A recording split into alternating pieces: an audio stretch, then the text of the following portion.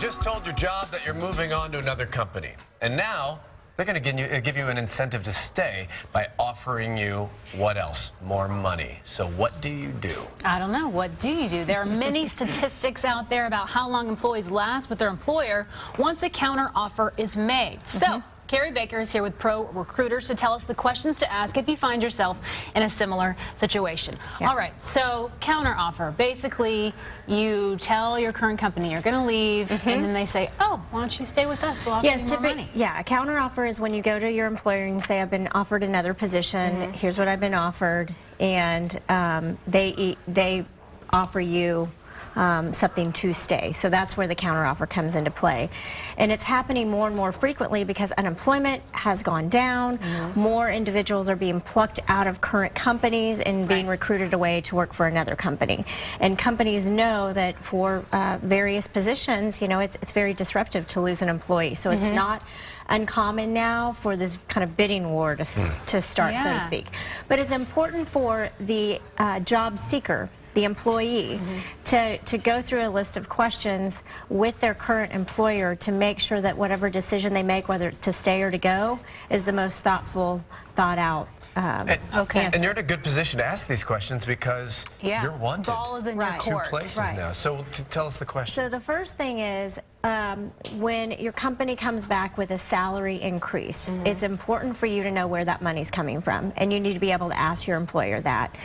Also, since you're receiving an increased compensation now, it's important to ask why the compensation hasn't been increased before you had to come tell them that you were leaving. That's my first thought.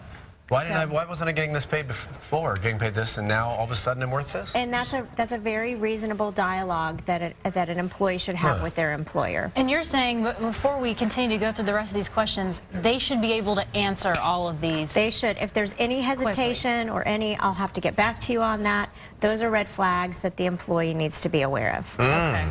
Okay. All right. So what else do we need to ask? Another thing is, since you're getting an increase in salary, let's just focus on salary right now. Since you're getting an increase in that salary, will you be eligible for increases in the future, or are you maxed out in that role? What about as far as taking on added responsibilities because you're going to get paid more? That's a great segue, Kendall, because outside of the compensation, you need to talk about what other responsibilities are going to be expected of you. And are you personally ready for those added expectations?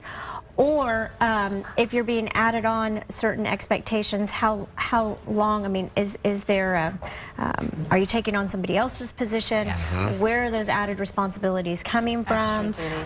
Is there training that's going to be involved in that?